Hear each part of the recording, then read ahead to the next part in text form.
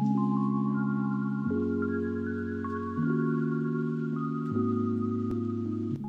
guys, Putra di sini dan ini adalah Toyota Velfire milik Mas Andi. Toyota Velfire yang seperti ini itu merupakan generasi pertama dari varian Velfire yang pernah diproduksi oleh Toyota sekitar tahun 2008 sampai dengan 2014. Nah, dalam video kali ini kita akan membahas tentang modifikasi Velfire generasi pertama ini, mulai dari kondisi standar sampai dengan kondisi yang kalian lihat dalam video ini. Sebelum kalian memodifikasi mobil, itu sebaiknya kalian tentukan dulu pilihan velg, karena dari velg ini akan menentukan aliran arah modifikasinya itu akan kemana. Dari velg ini jangan sampai kalian salah, karena kalau salah di tengah jalan kalian untuk mencari velg yang lain atau memfitting velg ini lagi bakalan repot dalam proses memodifikasi.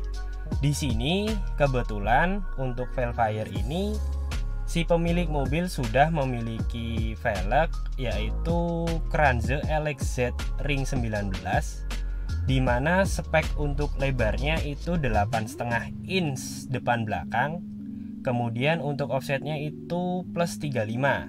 Nah, spek seperti ini itu merupakan spesifikasi dari velg Kranze LXZ yang paling standar atau paling basic untuk ukuran ring 19.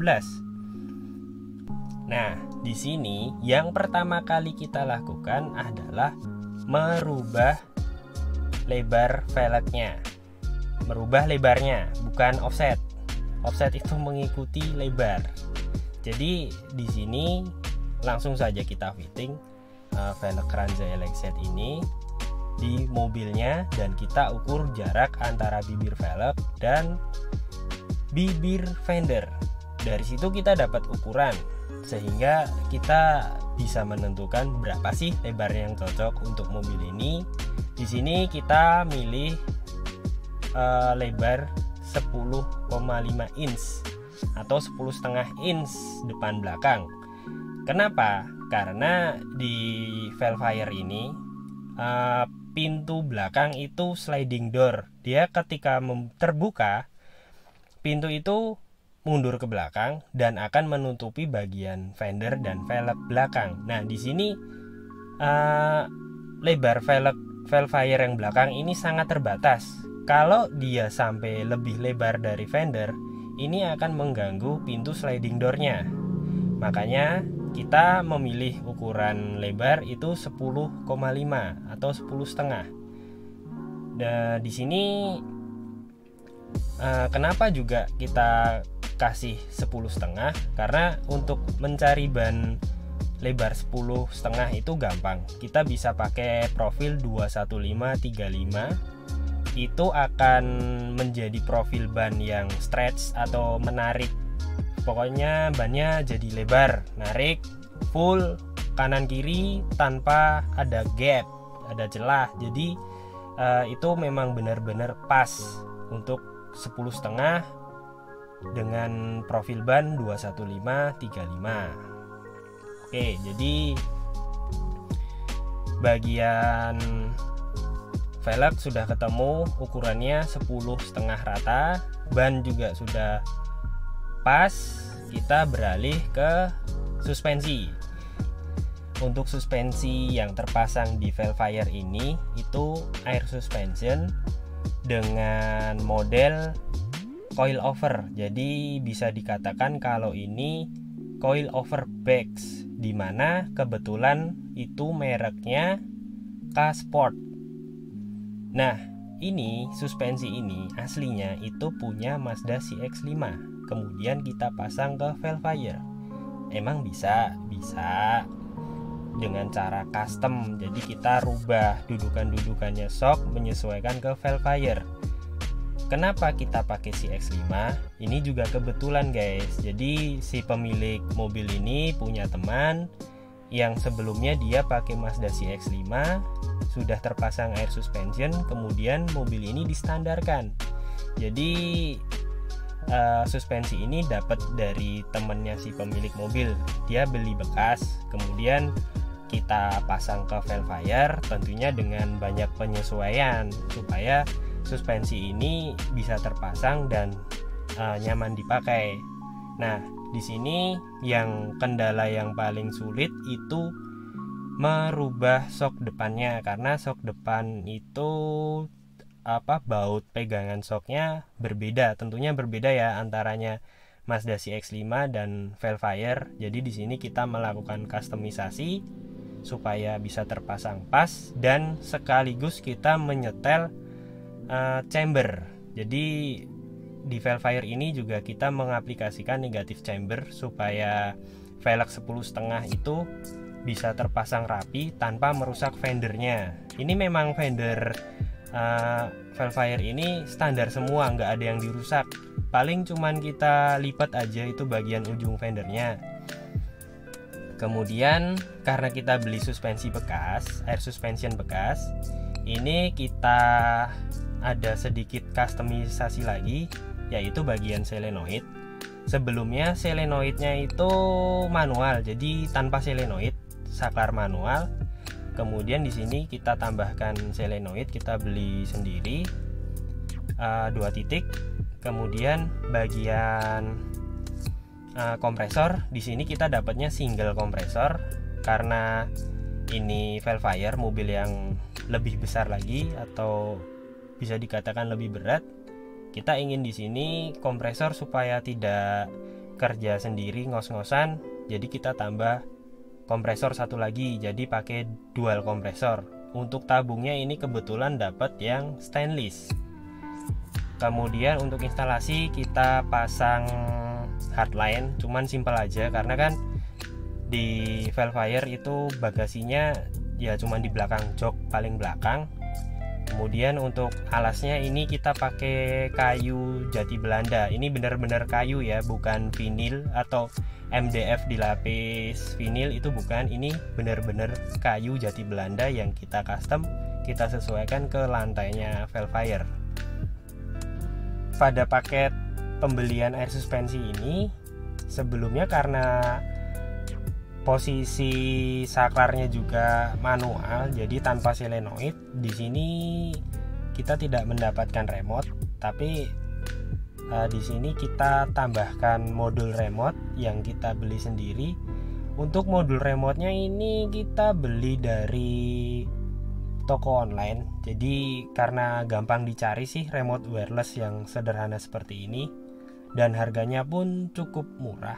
Jadi buat teman-teman yang misal besok kalian beli air suspension bekas dan belum ada remote, kalian ingin mengupgrade supaya ada remote-nya, itu gampang, tinggal beli aja modul remote-nya dan kemudian dipasang disesuaikan ke solenoid-nya.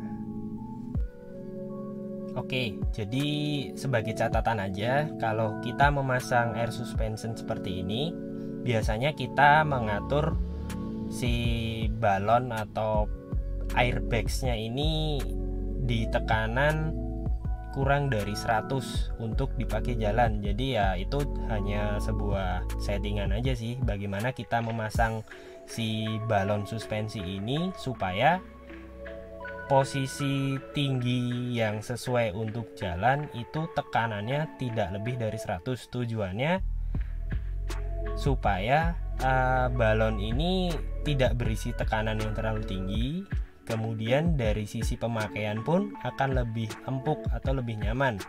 Kalau tekanannya itu di setting lebih dari 100, tentunya mobil ini kalau dipakai jalan dia akan terasa lebih keras. Bantingan dari suspensi ini akan jadi lebih keras sehingga mengurangi kenyamanan ketika berjalan.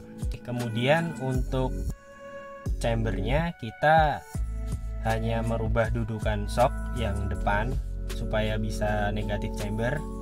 Itu kita cukup merubah bagian shock yang bawahnya, itu tidak jadi masalah. Cuman yang harus diperhatikan itu adalah kekuatan dari kita mengcustom shocknya. Di sini sangat penting karena roda depan di mobil Velfire ini juga sebagai sistem penggerak. Jangan sampai kita bikin negatif chamber tapi mengganggu pergerakan dari as roda sehingga mobil ini jadi nggak bisa jalan. Itu jangan sampai seperti itu. Kemudian bagian belakang untuk membuat negatif chamber itu dengan mengganjal ring bagian laker roda, atau di sini istilahnya apa ya, laker roda. Kemudian di situ ada dudukannya. Nah, di bagian dudukan baut itu yang kita ganjel ring sehingga dia akan menjadi negatif chamber. Nah, setelah suspensi terpasang, bagian yang terpenting lagi itu adalah spuring. Jadi di sini kita kalau menyetel spuring itu disesuaikan dengan kondisi mobil saat berjalan. Jadi misal di sini suspensi kita setel di 80 PSI untuk jalan. Nah, disitulah kita menyetel spuringnya supaya kondisi geometri roda itu benar-benar pas untuk jalan. Jadi tidak ada istilahnya tu-nya terlalu in atau tu-nya terlalu out. Itu efeknya adalah ban yang akan lebih boros karena akan makan sebelah. Ditambah lagi untuk settingan mobil juga dengan negatif chamber. Oke guys, jadi kalau kita bikin setup seperti ini, spuring itu kita lakukan di bagian akhir. Biasanya sih kita spuring sendiri dengan spuring manual. Prinsipnya sih gampang ya. Kalau kita tahu prinsip dari spuring itu, modalnya kita pakai benang sama water pass. Itu sebenarnya kalau dibilang akurat bisa. Yang penting kalian tahu prinsipnya ya. Mau kalian mau pakai spuring komputer atau spuring manual, selama kalian tahu prinsipnya dan kalian mengerti cara menyetelnya, itu nggak jadi masalah. Jadi buat kalian yang suka debat bagusan spuring komputer atau spuring manual, itu sama aja. Yang penting betul nyetelnya. Oke guys, jadi jika masih ada pembahasan kita yang kurang jelas, kalian bisa tanyakan di kolom komentar. Kemudian kalau ada kesalahan kita dalam penyampaian, kita mohon maaf.